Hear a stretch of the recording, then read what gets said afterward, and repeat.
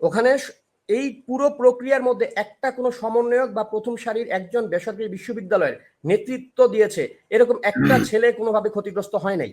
তার পরবর্তীতে আমরা বিভিন্ন শুটার টুটার থেকে শুরু করে বিভিন্ন পরিকল্পনা তাদের দেখলাম। আপনার কি মনে হয় যে আপনি সেই সময় যেই আবেগটা, আপনি বলতে আসলে আমি আন্দোলনে যারা সমর্থন দিয়েছিল বাচ্চাদের উপরে আক্রমণ হচ্ছে এই ধারণা থেকে আমি সেই আপনার প্রশ্ন পয়েন্টে বুঝতে বলছি পেরেছি। যে আপনার কি মনে হয় যে ওই মার্ডার গুলো সবগুলো কি আওয়ামী লীগ করেছিল, নাকি এখনো কোথাও কি না, আপনাদের মনে হয় যে না এর পেছনে অন্য কেউ ছিল? আসলে যদিও আমাদের কাছে তথ্য প্রমাণ অনেক আছে, আমি তথ্য আমার প্রমাণ ব্যক্তিগত অনেকগুলোই পর্যায়ে বলতে দেওয়া পারি, যাবে আমি এখানে, কিন্তু আপনার কি জি রাসেল ভাই, জি আমি ব্যক্তিগতভাবে আমার কথা বলতে পারি। আমি এই আন্দোলনে যারা নিহত হয়েছেন তাদের সবাইকে আওয়ামী লীগ মেরেছে এটা আমি কখনো বলিনি, বলবো না।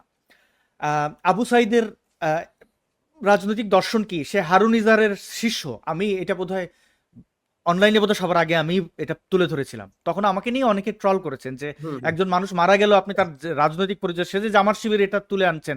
আমি তখন বলেছিলাম যে আমি তুলে এনেছি, এটা তার রাজনৈতিক আদর্শ, সে লুকিয়ে রেখেছে, এটা আমার দায়িত্ব তার তুলে দেওয়া। তুমি জামাত শিবির হয়ে সে আন্দোলনটা করো,